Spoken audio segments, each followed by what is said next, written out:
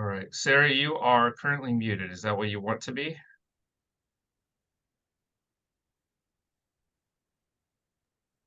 Okay. So Now I you're thought maybe I could unmute myself, but I cannot. So you cannot. Okay. All right. So we are recording now, and I want to welcome everyone. So everybody out there, we're recording this. So I'm talking to you and everyone who will watch this in the future. So first, I'll start off by introducing myself, and then our guests, and then sort of the format of today's webinar. So my name's Christopher Lynn. I am the Public Relations Chair for the Human Biology Association. I'm also a biocultural medical anthropologist at the University of Alabama. Many of you know Cara and I co-host the Sausage of Science podcast together. And, one of the things that we do on the podcast is find out how people make their science. We also find out more about the people. We try to bring issues to the program, discuss those, put them in a forum, give people access to discuss, right? So recently, our guests today, Dr. Sarah Lacy, who's at the University of Delaware now, Dr. Cara Ocobock, who's at the University of Notre Dame now, um, um, respectively. I think you're both assistant professors currently, vaulting all of us to Godhead just a few minutes, which is above full professor, by the way. And they recently published, well, okay, I'll start at the beginning. Well, last year, did a double session on uh, Woman the Hunter at the American Association for Biological Anthropologists meeting that was well received. Lots of people interested. I think lots of critiques also. And I know from the podcast episode that we did earlier with Sarah and Cara that you took those comments that you heard and tried to work them into the eventual publication from that session, which were two articles that came out in, I believe, August in American Anthropologist, one called Woman the Hunter, the Physiological Evidence, and one called Woman the Hunter, the Archaeological Evidence. Please correct me if I got any of the important facts wrong. And then that was followed by a piece that you co-authored, integrating those two, I believe, and summarizing them for Scientific American, which is basically, I don't know, basically is the premier science magazine in the United States for a general audience. And not only did you co-author a piece, it made the cover, right? So that is prominent public engagement, right? And you also, Cara, co-authored a piece with Charles Roseman for Scientific American on gender and sex, right? Um, so taking on essentially a couple big issues in the field. And as a consequence of a prominent series of pieces like this, you've received a lot of feedback. I think most of us imagine becoming scientists and getting some feedback on our work through peer review, going to conferences, um, just publishing. And I would hazard to speculate that most of us don't actually receive a lot of feedback on most of our stuff. We always thought we would, but we find out conferences, people clap politely and move on. Peer-reviewed publications go into the dustbin of Google searches till they get found. But occasionally, we are brave enough to tackle a topic we know will be controversial, put it in a forum that we know will grab attention, and then lean into that. And what I mean by that is you could have easily just published the two American Anthropologist articles and gotten probably a lot of heat already, but you went further by a Scientific American piece. They went further by putting it on the cover. And then, Carrie, you went further by writing another piece. And so I know from talking to both of you that this is kind of a cool stat. You should be proud. Within like 2 weeks, the Twitter link for the Scientific American article by itself had over 2 million interactions, which means people clicked on the link, right? So we don't know if they read it, but that's one of our metrics, 2 million. That's a huge impact. I think that's amazing. But with that comes all of the trolls, as well as the constructive comments. So our objective today will be to talk about how the two of you, as human beings, develop a thick skin to that, deal with that, address that, integrate that into your research. We call it a masterclass in troll whispering to be funny, but also because it's really easy to get angry and react. And I see you both as taking a very constructive path, and think it's useful to share that with the public and also sort of talk through how we can develop the skill set that apparently you have to be able to get to this point.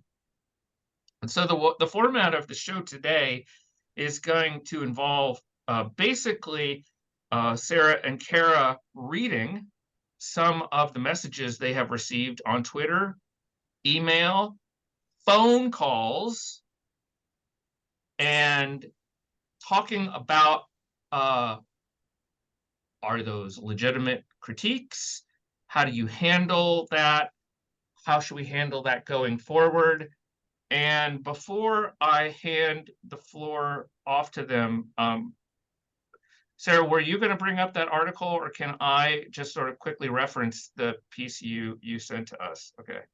So in an email talking about what we were going to discuss today, Sarah shared an article from Wired from 2014 in Vice. Or the Wired piece is called "Trolls Will Always Win." Then there's a Vice piece. I'm not sure which this quote is. Oh, this quote is from another source, independent co.uk, STEM black hole. Okay, I'm not sure what the title of the article is. I'll drop the links in the chat after I stop talking.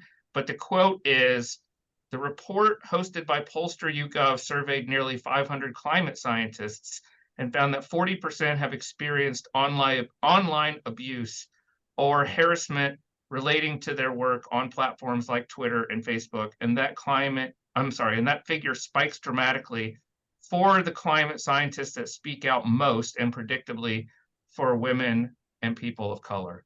So I'd like to start there by asking both of you. I'll start with Sarah because she's on my left, and then followed by Cara, of sort of telling us your sort of positionality in the field, why you decided to write this article, and this series of articles, and then we'll get into the messages. And if anyone in the audience has questions, put them in the chat. Stay muted. I don't know if you have a choice, and I will moderate. So as questions come in, I will share them with Sarah and Cara because they're too busy talking to be looking. Well, certainly my positionality in the field, I'm a female academic, but I'm also a white woman. And I started teaching at the University of Missouri, St. Louis 2 weeks after Michael Brown was murdered. And I'm teaching classes on human variation and race. And I felt like I couldn't be teaching these classes when my students were driving through protests and not be out in the streets with them. It felt so disingenuous and so not doing any service to my students. And so I got a lot more involved with racial justice protests in St. Louis. And that was really my first taste of getting like negative backlash. I did a couple, I'm not supposed to be like a figurehead of anybody, but like I'd put on an event on campus at the University of Missouri, St. Louis, and had been interviewed by a couple different media outlets related to that, and then got some like attack emails that like, I'm the reason why America is going downhill and I should be raped and all these sort of things. Much more like ad hominem and personalized attacks than what we got with this. And it was kind of scary, but it didn't last very long. But it made me then more prepared for what this was going to be, because it seems like certainly in the cultural zeitgeist, and it's very much being fed by the right, there's this attack on gender and sex, and that there's some sort of like there's like a biblical association that there's only two, right? And there's like real attacks on trans people. And though this piece is actually like trying to, engage actively with the idea of like identifying sex indicators in skeletal remains, because that's the only one tool we have really to reconstruct things. For the archaeological evidence, we want to be very clear in the piece that like we are not supporting, this binary, and that those 3 sentences in the paper were the things that really inflamed people, which is like not even the point of the paper, but what we thought was just like being decent human beings and clarifying that like when citing the work of others, we're limited to their interpretations. And that was the thing that if you go through the comments, people freaked out about, was that like 2 sentences. And you're nodding, Cara. I think I'll let you build on that. Yeah, so I'm going to first give the honest statement of my current physical, unprofessional positionality, which is that of having a cat in my lap. So at any point during this webinar, the cat might explode out of my lap and I will scream because he uses claws at will. Anyway, so I have been thinking about this for a while, and I come at it more from the gender perspective than the human variation and race perspective that Sarah does. And it comes out of both professional and personal experience. And so many here on this webinar already know that I'm a former power lifter. And at a gym that I used in Albany, New York, I faced some pretty wild harassment, sexual harassment, and these insane comments about, hey, be careful, if you lift too much, your boobs will shrink. And then later on, you lift like a man, so you might as well be a man. And so these really, really gendered comments built on these stereotypes of what male bodies should be able to do versus what female bodies should be able to do. And I've written about that for Sapiens, my experience with that sexual harassment there. And that was just one piece that actually got me interested in, oh, we might explode. That got me interested in, what does the actual exercise physiology say about female-male differences in athletic performance? And so I started researching that kind of on the side on my own, and I would incorporate it in class. And when I came here to Notre Dame, I taught the fundamentals of biological anthropology course. It's like the intro course. And one of the assignments I have my students do is, it's a silly one, an online dating profile for the fossil hominin of their choosing, which is a hilarious assignment. And it gets them to think about, the different key features of the fossil hominins. And for the first few semesters that I ran this assignment, every single student, no matter their sex or gender identity, were writing the online dating profiles from the perspective of a male hominin. Even Mrs. Pless, like they would focus Mrs. Pless, and Miss Pless would be a male hominin in their online dating profile. And, I would chide them for it, like, what is going on? But I can't blame them because of something that we talk about in the Scientific American article, as well as the American Anthropologist pieces, is that the story of human evolution has been written by and about men for the vast majority of the time. And when you look at reconstructions in textbooks and museum art, there are always depictions of males. And so when it came down to it, I couldn't blame the students. I had to blame our field. Our field has done a terrible job at considering alternative perspectives of what our past looked like. And they still continue to do a pretty bad job of reconstructing it in a way that makes sense for all people involved, not just from the male perspective. And so I've been considering this for a long time, and I have a book contract with Princeton University Press about the importance of females in the role of human evolution. And I've been talking to Sarah about this for a really long time and being neurotic and nervous about everything. And she said, hey, maybe we should write something together and, get your foot in the door. And then I think at one point I said, hey, let's do the pair of talks for AABA, which then turned into the American Anthropologist pieces. And then Kate Wong contacted us to write the Scientific American piece to bring this to the broader public. And Sarah really hit the nail on the head. There are 2 things the trolls really come after. One, this idea of a sex binary, and 2, the apparently horrible idea that females might outperform males in some aspects of, athletic performance, which apparently is just, destroying all concepts of sport. So that's my positionality in this place. Okay, so before we jump into the tweets and the emails, so one of the things that jumped out at me in you describing this is, you obviously you had editors and went through a peer review process. So can you start off by telling me why you chose American Anthropologist, what your editorial process was like? And before we get to the trolls, What did your peer reviewers say about the quality of your research? Sarah, do you want me to handle? Sure. Or at least start? Yeah. We chose American Anthropologists because we wanted the broadest anthropological audience possible. We know people in archaeology and cultural anthropology and linguistic might not go to the Journal of either Human Biology or American Journal of Biological Anthropology, and we figured American Anthropologists would be the best way to reach the broadest audience within our field at large. So that was the decision there. And I had spoken with Adam Van Arsdale, who is one of the BioAnth editors for American Anthropologists, to even see if this was a possibility to literally publish side-by-side sister papers, which we don't know how often that kind of thing happens, and working out the timing of submission and review. And they were down for it. They were really excited about the idea, and they were really wonderful that once both articles had been accepted, of pushing it through to publication quickly. So peer review was not pushed through quickly, but once everything had been accepted, they pushed it through quickly so that we could time it right with Scientific American. So I want to make that clear, that the peer review was not rushed, but the publication post peer review was. They were wonderful to work with on that.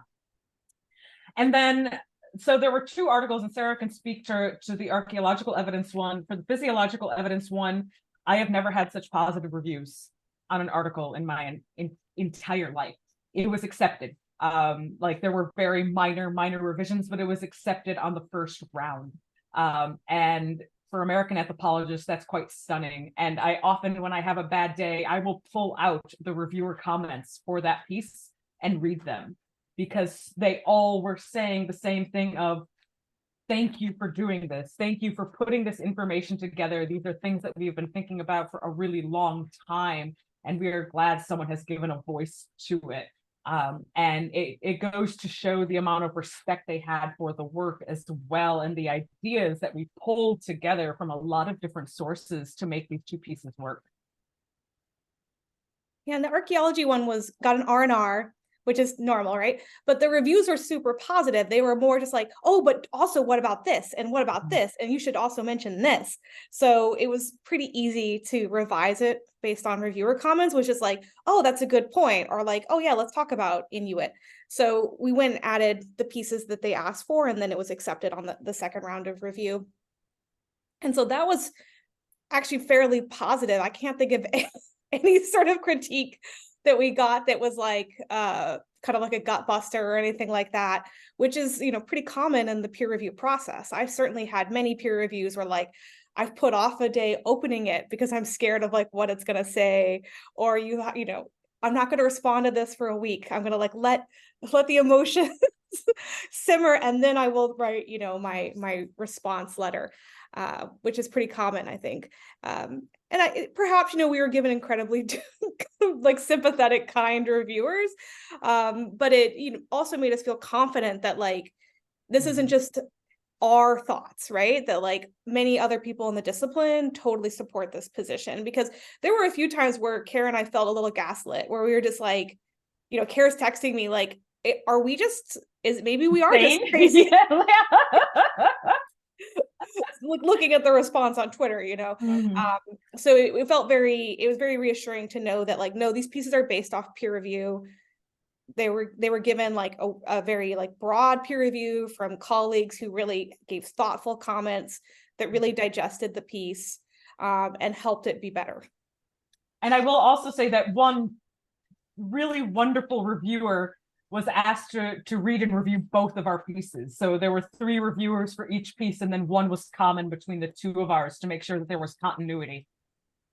So when did you first receive any sort of feedback beyond the peer review process and your editors? Did you start hearing from trolls from the American Anthropologist piece? Yeah, like no, from the American Anthropologist pieces, there were comments on Facebook. I think the trolling was much more limited on the American Anthropologist pieces because they're behind paywalls. And that was another big reason why we were really excited about the Scientific American piece, is because that wouldn't have been behind a paywall, because there was a digital version and you could walk into a Barnes and Noble and read it while standing there if you wanted to. But we definitely got some comments from people who clearly didn't read, the articles like, oh, this was done in the 70s and 80s. I'm like, yes, we acknowledge that. And, we pay homage to that and how this was really wonderful feminist foundational work in anthropology. However, a lot has happened since the 70s and 80s. And hey, let's update this because the myth of man the hunter is still strong today. So, as obvious from the troll comments that we've been getting, people still believe this and hold really to it with a hard line. Yeah, I'd say like the academic, the only kind of negative was kind of like, oh, we already knew this. Right? And we were like, well, we clearly that's not the case. I would say there's also one other argument that I saw from a few other academics of like, this is discounting the importance of gathering and plant-based foods, which again, we address in the articles themselves of like, right, we're not discounting that gathering was important. We specifically, I think more so in Sarah's piece than in mine, specifically address how meat is often not important and makes up a small amount of, the calories people consume. And so again, that speaks to either not fully reading through or maybe only reading mine and not Sarah's, since the two have to complement one another and go together. And so a lot of the academic critiques, I don't know, they seemed like they weren't necessarily straw man arguments, but they were these arguments that we addressed because we had thought through this when writing it together of like, right, what are people going to come after when they read this? And so we covered our bases with that. And I'm unbelievably proud of what we came up with in the end. Now, I know exactly who you're talking about, and we can name names when they're Twitter because they're already public, but I won't bother with this one. But what I will ask is so that one was in response to the Scientific American, if I'm not mistaken. No, the first one I think was American Anthropologist, actually, talking about the discounting women's work, that they were doing important things besides hunting. That was in our field. Well, it was psych anthro kind of. It's a human behavioral ecologist, yes. Yes. And like very clearly they must either not have read it or they only read the abstract or something, because we address this. Yeah, it's a faculty member at Washington State. Maybe? Right. I don't remember now. I don't know what department this person's in. I'm so sorry. I have to look it up. you know who they're married to. Yes, right? I know who they're married to. That's who we're talking to, right? I don't remember her first name, so I won't say it either right now. But you can probably investigate it and find out. Okay, so easily. let's get to the comments. And do you remember the first comment you got after the Cyan piece came out? Either of you? I remember the first email. Okay. I remember the first email. It was a firefighter, I believe, in southern Indiana, which I might even have it here. Oh no, I have it. I should pull it up and read it because I had to, unfortunately, and we can talk about this, I had to put together a document on the harassment I was receiving for the Notre Dame Police Department. So yeah, there's that I got to deal with, which is oh so much fun. Which you'll tell us about in just a second, I hope. Yes, I will. Oh, that's so hard to read. Let's see. Your Scientific American piece is the epitome of woke something or other. Oh my gosh, why can't I read it? I'm gonna have to look it up. I'm so sorry, Chris. Now I feel really bad. The quality is not as good as I had hoped. And so this person is a firefighter, and he tells me that what I'm doing is woke terribleness, and then goes on to say that I am the reason for the existence. Oh, here we go. Your piece in the Scientific American is the epitome of PC woke horseshit garbage. And then he follows up, because apparently his rage was not gone in 4 minutes. By the way, I'm a frontline firefighter. Folks cut from your cloth have insisted that firefighting is a task that can of course be completed by both sexes. Thank goodness we have you to make strong arguments. This is sarcastic, obviously, that would work to make more certain that fire departments across the country actively recruit females! ! Keep up the good work. You are doing reason, common sense. Folks are so happy to read your nonsense. Flabbergasted, I have given up on ND, being Notre Dame. So everyone knows I am the reason, and Sarah is the reason for the existence of women firefighters, and that is apparently the worst thing in the world. That was the first email I woke up to, harassing email. I know, my power extends, our power extends, past, present, and future, everyone. Sarah, do you remember your first tweet or email or? Oh, I know. I remember fairly early on in the Twitter one seeing some of the stuff from like Jeffrey Miller and really having a good laugh about that one because I mentioned him in class all the time as like being an example of the problems with the field of evolutionary psychology. And specifically the fact that like he had put out these tweets about if you're obese, you have no self-control, therefore you shouldn't be in a graduate program. And I don't want graduate students who are obese to apply. And University of New Mexico paused his ability to admit graduate students, though he's allowed to again, right? his punishment did not last long. But I bring it up in class as like, this is this discipline that we end up kind of like butting up against quite a bit. So it was kind of hilarious and almost like seemed perfectly timed that one of the very early angry comments was from him. Would you like me to read one? I have it up. Oh, please do. As I start, this is the weirdest thing where part of a webinar is actually me on my phone scrolling social media. It goes against every bone of my body right now. All right, so this is the first one from Jeffrey Miller. There's still zero evidence for women doing high-risk cooperative big game hunting in any hunter-gatherer society. And that has been the key focus of Man the Hunter research program for the last 50 years. Your blank slate ideology is ruining your scientific credibility, Scientific American.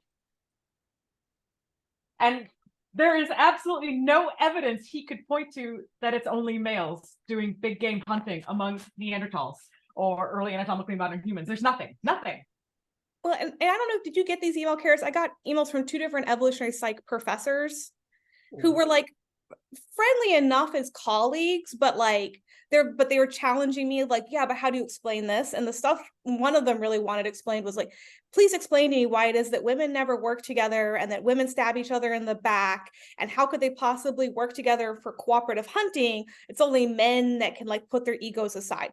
And I was like, what? Have you met humans ever? I was like, clearly, like, there's something that's happened in your life that you're very upset about. But like, I think that's kind of like one of my major critiques of the discipline is this idea that like anecdotal evidence from individuals who are living today, if the things that are occurring must not be in any way a result of culture or happenstance, but reflect evolutionary selected behaviors. So I did not respond to either of them because I didn't want to get drawn into a debate about whether it's true that women are backstabbers. And there's also a common thread of what we're doing is ideologically driven. That is part of this, woke agenda of trying to superimpose feminism onto the past, rather than correcting the fact that it's been chauvinism that has been projected onto the past. Like, that's what's amazing, is that they are accusing us of doing something that they have literally been doing for decades, when what we're really trying to do is create a more accurate representation and reconstruction of what our evolutionary past would have looked like. So can we, okay, so did you get good stuff too? I'm sorry, say that again? Did you get good and balance? What was the balance? What was the proportions of like constructive, positive feedback versus you're the worst thing since the COVID? Well, 5 to 1. I mean, like, wait, 5 to 1 good or bad? 5 bad to 1 good. And it's also hard with Twitter, X, whatever Elon Musk is deciding to call it today, that it seems to highlight the shitty comments. That like those are the ones that pop up first when you look at the threads. Emails, I would say from colleagues, I've gotten a lot of supportive, wonderful emails. From people I don't know, there was one that I shared with Sarah that this individual told me this article made them feel comfortable in their body for the first time in their lives. And that alone made every single troll comment worth it.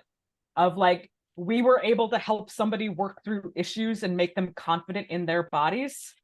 I started crying, literally started crying.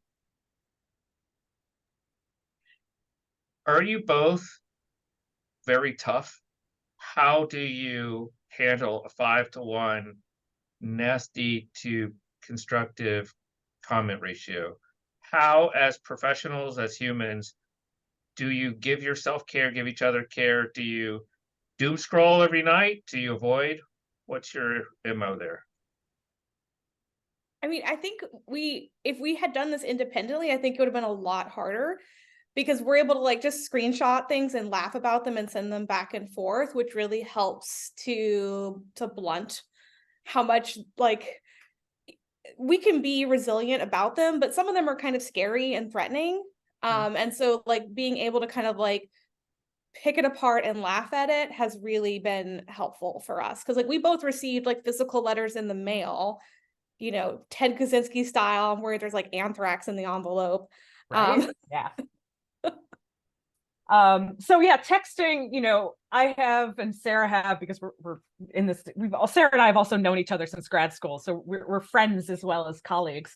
And so I've relied on my, you know, my fictive kin, the people that I've kept in touch with over the years through various text messages. But I also totally resorted to what I resort to when I get very anxious and stressed, which is watching garbage television that I have watched before. So I rewatched like the first 3 seasons of Jersey Shore in the 2 weeks following the dropping of Scientific American online before it even hit stands in, you know, Barnes and Noble.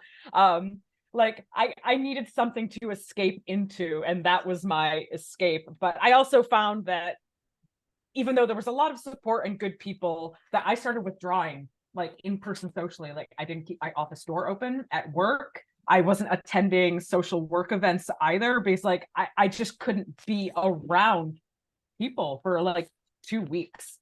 And I needed to get a little bit of perspective, especially with, you know, putting a book in kind of on this topic. The trolls are only going to get worse from here on out. So yeah, also archery helped, being able to shoot things, which not in a dangerous way, just at targets in an archery range. That was helpful for me too, since I can't power lift anymore. Yeah, I had an issue with my dad getting really into it, and my dad being on like Reddit and like wanting to engage these people, and I can't like also like protect my dad.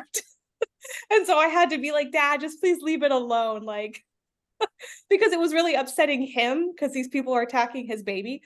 And I couldn't handle like the emotional weight of also dealing with my dad's emotions around it. And so I had to ask him to just stop reading the comments about it. It was nice to see when random people we didn't know were defending us. Like we had a piece in an Italian newspaper, La Repubblica, which I don't speak Italian, but either does Cara. So a friend of mine who is a native speaker read it for us, and she told me like, oh, there's like people being nasty in the comments, and there's somebody who's going and like eviscerating all of them. And so it's like, I don't know who this person is, but we have this nice little guardian angel over in Italy. And I think that's also key as well for, I think, both of our mental healths. Is that how you pluralize it? To not engage with, you know, trolls on Twitter or X or really even Facebook, because a lot of them aren't interested in having an actual dialogue. They're interested in spouting something off and trying to feel superior about something. That they don't want to engage with the actual information. And people who want to have a real discussion about what it is we're talking about, sure, but that hasn't happened for the most part. It's been, you know, people just like getting the hate, the physical hate mail. There was no return address, and that's terrifying. And I also got a voicemail on my office phone, and the person called on a Saturday morning at a time most likely that I would not be there to leave a hateful voicemail. So these people are not interested in engaging. They're interested in being trolls. What about on Twitter? When people troll you on Twitter, do you reply? I used to. Back when I did the Sapiens pieces, I would do more responding. I didn't with this. There were so many comments, like you said, you know, 2.1 million interactions on Twitter on just the one time they posted it, and they posted it multiple times. And so we're probably at like 2.5 million across all of them. And it's just too many to keep up with. And again, if it was something that somebody wanted to have a meaningful conversation, that can't be had in 280 characters.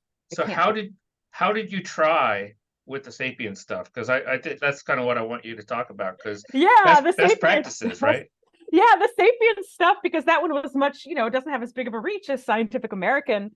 I offered to have Zoom calls with my trolls, and no one ever took me up on it. Because again, they're not interested in a conversation. They're not interested in trying to see another side. And I'd point out, like, so Scientific American benefited from the engagement, right? Like, they weren't upset about this at all. They thought it was wonderful because all publicity is good publicity. But they did email Cara and I and say, like, if this is upsetting for you, like, we're offering you counseling.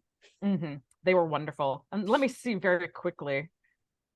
There we go. Siam. Let me go to that, because they recently posted their new cover.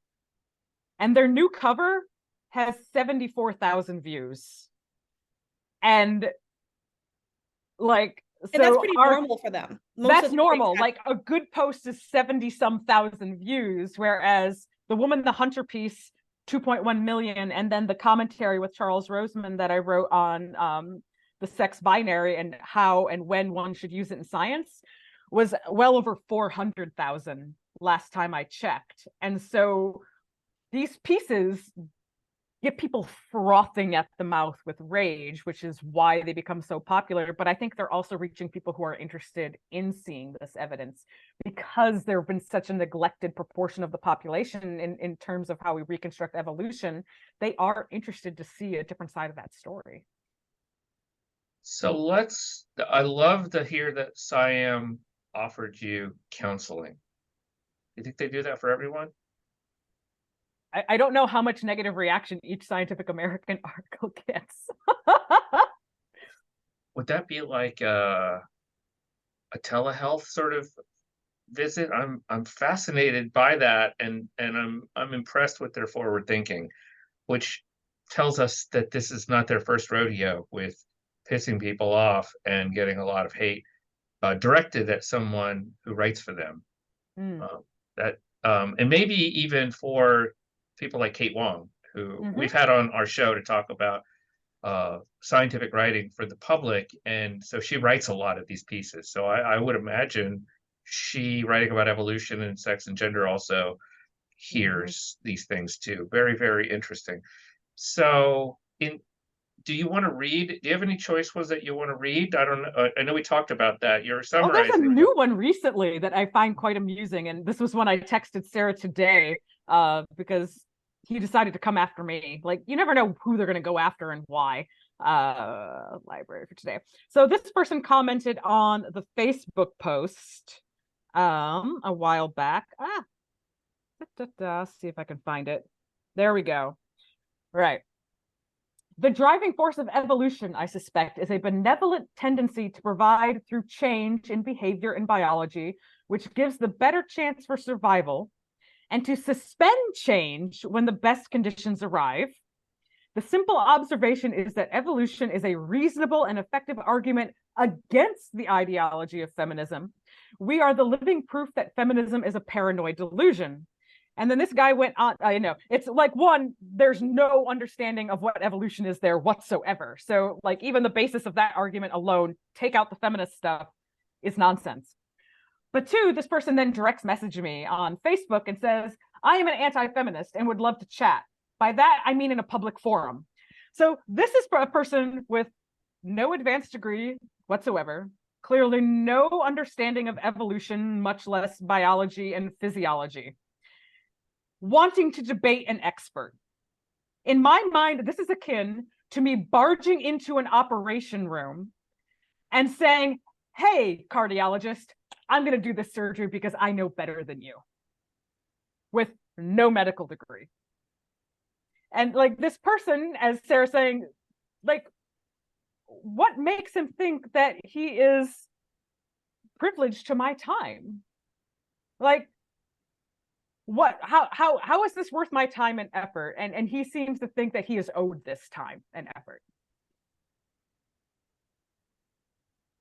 I wonder where is he here now? He is not an academic. Oh, no. I mean, because we put out an open invitation for a public webinar, so yeah, who knows? Let's see. Okay, I have a an anonymous question from Interesting. the audience. Okay. So, considering the resources available to you guys, I mean, maybe through Notre Dame, for example, we know that is a highfalutin institution, right? Your position and your positionality may insulate you compared to other scientists, e.g., BIPOC, LGBTQIA plus folks, et cetera, who may come up against similar or vile threats in their work. So, do you, given your experiences here, do you have advice for folks? Or Yeah. have you? I mean, I will say Notre Dame has a history of alumni and even parents going after their faculty for their academic work. And so in some ways, Notre Dame, though it is a highfalutin university, it comes with a lot of very different views, and many of them would not be so kind to people such as myself, or people who study abortion rights, or LGBTQI rights, things like that. And a lot of faculty have faced far worse harassment than what I have gotten, and they've gotten it from the academic community at Notre Dame. So once I got the physical mail, which Sarah's like came a couple of days later or something, interestingly, it was the same thing. It obviously was the same. And once I got that voicemail, that's when I got a little concerned. There were no threats, literal threats to my safety, but the fact that they know where my office is, and they felt again that they could send these things and that was okay for them to send these things. I contacted another professor at the university who faced really awful harassment. And she told me the process that I should go through. First, document everything. Especially ones that are actually threatening your safety and your well-being. If they are online, you take screenshots. If they are emails, you save them. If they are phone calls, you do not delete that voicemail. If it is physical mail, you do not throw away that physical mail. You document everything, and you document a timeline. And then once that documentation is put together, I contacted the Notre Dame Police Department.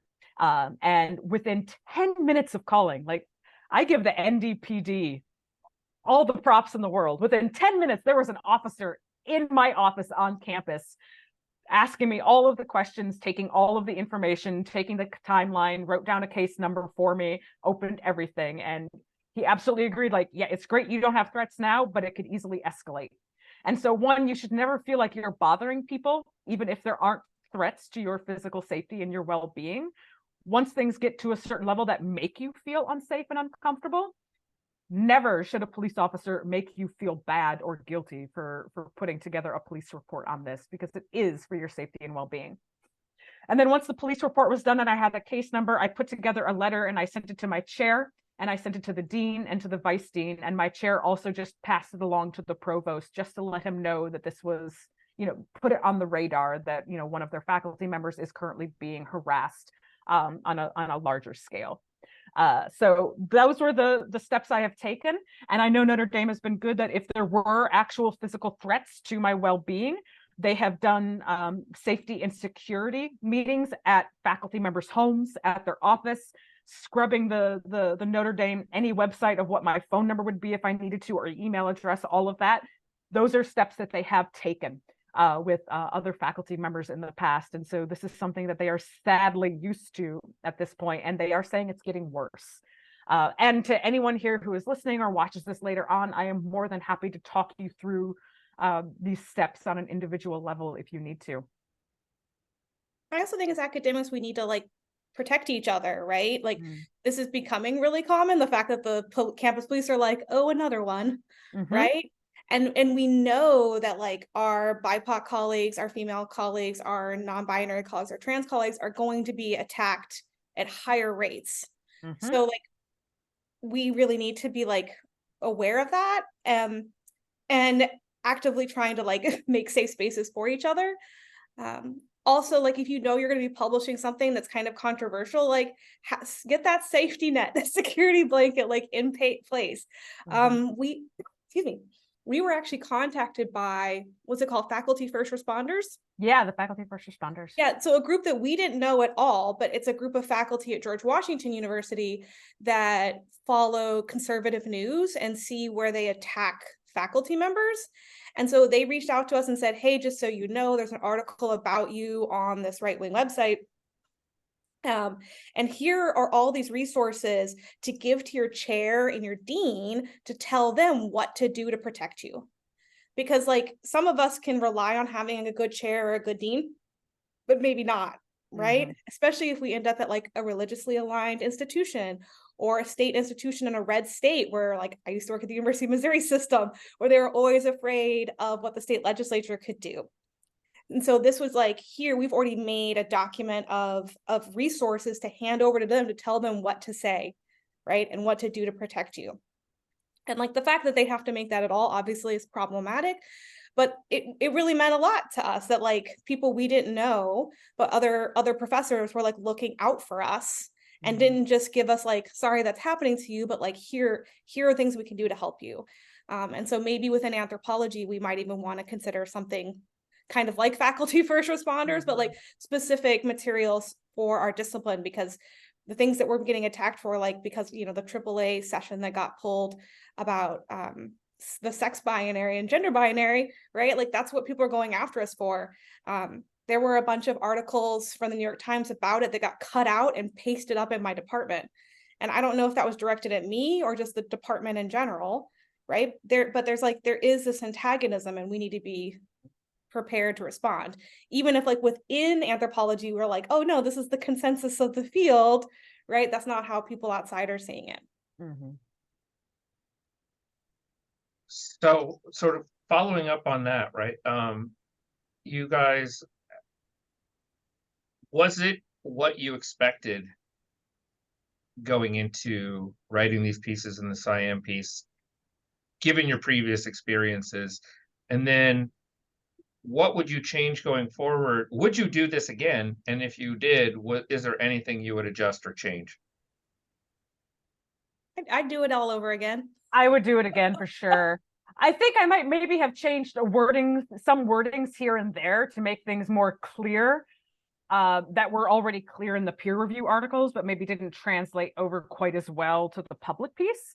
But it's hard because, there are really strict word limits when it comes to Scientific American. And so, like, we had to kill some of our darlings that we would have wanted to keep in that piece. And that's something to keep in mind, I think, for me, at least going forward, of paying a little bit more attention to exactly how things are worded so that there is no room for different interpretations. So yeah, because like that, one of the things, like you're discounting women's work, like nowhere do we say that, and you are getting that because that's what you want to think we're doing. So I might be, but again, that takes words, like to even add that sentence that we are not discounting women's work, which makes up X percentage of calories gained each day, that's going to be 60 words that we didn't have space for because we had to cut the article in half anyway. That's been kind of a learning experience. Like with peer review, you get, 8,000, 10,000 words, but it's a lot. So like you can kind of move things around. It's for popular stuff, it's a lot less. And we're also drafting something for the conversation. Yeah, conversation right the now. Consternation. Yeah, I was like, that might be a better name right now. And they just, before this started, sent Cara and I an email saying, can we take out all the part about language and sex and gender? I want to say no, by the way. Well, like we're gonna have to push back on that because like one, that's like the part that gets people upset apparently, but I think it's really important to say I would feel uncomfortable putting this piece out and not adding that. How we're using the terms. Yeah. Because that's the thing, is like, and that's where a lot of the confusion comes from with the sex gender, is there are a lot of different ways that people have defined it, and a lot of different ways that people currently use it, and it's meaningless unless we keep that in there. Can I ask you, this is almost gonna be like a podcast question, shock of shockers, but I want to ask you a question that sort of like aligns you with another current controversy in our field, and see what you think, right? So you might get accused of being publicity hounds. Lee Berger just got accused of being a publicity hound for putting a Australopithecus sediba fragment into a canister And that's going to be that'll be shot into space, right? So he's being accused of being a publicity hound, and I wonder if you've received the same sort of critiques and how you respond to that, and if you compare if you care to with that incident? How do they compare? At this point, no. I mean, I haven't gotten anything about Publicity Hound, and I think the biggest reason why is both of those papers were fully peer reviewed. There were no preprints. We didn't post articles online or have a Netflix documentary online before the peer reviews came out. These things were peer reviewed, rigorous peer review before the Scientific American piece came out. And so, yeah, we did the work. Yeah, I don't think I've gotten anything like that. I gave up tenure to move to the University of Delaware, and so I have to go up for tenure again. And so I'm happy to kind of think about, before it was like, oh, this is now that I'm tenured and safe, I can do the fun stuff that I like, the more public facing stuff. And now taking that step back, it's like, oh, this is the stuff that doesn't count anymore. But actually my department has been very supportive of like, oh no, this does count. Like this is what we want to see our faculty doing. And especially in anthropology, where like every time anthropology is in a news article, it's about how it's a major that doesn't get a job and they're cutting funding and things like that. So I think it's really important for us to be really public facing and engaging. But I haven't gotten any Publicity Hound accusations yet. Yeah, none of that. Okay, so I'm going to encourage, we have a lot of great guests there who also, name any names, but I can see who you are and I know who you are, who also have been in the public eye for probably similar topics. So I encourage you to drop any questions you have into the chat so I can ask them. We have about 8 minutes left. And if you don't, we will end early. But my final question is really, I want to sort of bring it back around. It was Masterclass in troll whispering, but again, that was the sort of joke. It's how we deal with the media. And you gave us a few hints to this, but I wonder if you could give us sort of an assessment. Then you're not publicity hounds. Can you give us an assessment of what you think the impact of this article has been, will be, or what you think it will be? And it sort of it's sort of getting at that question of, is it worth it? And if it is worth it, and you're glad you did it, like sort of why, if that makes any sense. It is totally worth it in my mind. And one of the very interesting things that I think Sarah and I have both noticed is a lot of the interviews we've been asked to do for podcasts and other newspapers and whatnot have come from Europe. Like Germany and Italy have like been asking for all sorts of interviews from us. And I just got back from Mexico City, where I was taking part in the Juan Comas International Conference there. And everyone loved the two pieces we put together. They've discussed it in their seminars and talking about like, yeah, we have these collections of hunter-gatherers from Mexico that people really haven't been able to analyze, and there's absolutely no use-wear difference between females and males. And so I think for me, what I hope people get out of this are two things. And Sarah, please jump in as you see fit. One, I hope people pause when looking at data and when reconstructing the past before they come full-blown into an analysis of thinking about their starting point.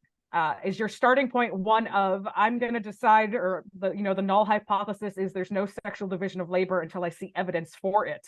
I think that's one key thing, is making sure you're coming in to your data analysis without bias in the initial questions to start with. And I think the second thing is if nothing else, both of our papers highlight how many open questions there are about not only female physiology, but the roles that females had within human evolution. I hope it spurs on a ton of new research in this area, because females are so underrepresented, both as researchers as well as research participants or the subject of research. I hope this just creates dozens upon dozens of new dissertations.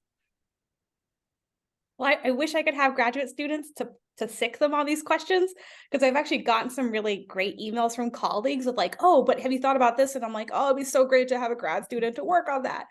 But I think I kind of just echo everything that you just said, Cara. I got a lovely email from a very famous male archaeologist saying, I remember I got in a fight one time when someone was describing flit napping areas as male activity areas. And I said, we don't have any evidence for that. And they rolled their eyes at me. And I just kind of went on about my day, but you're right. Yeah. And like to, hear from like an older generation of archaeologists that were very much indoctrinated that this was the case, to be like, no, actually, when I look at the data, you're right, is kind of like worth it, right? And I think we don't have to like, I think there's some things where we think, oh, we have to wait for like a generation of people to like move on before like the questions are going to change, or like the position of the field is going to change.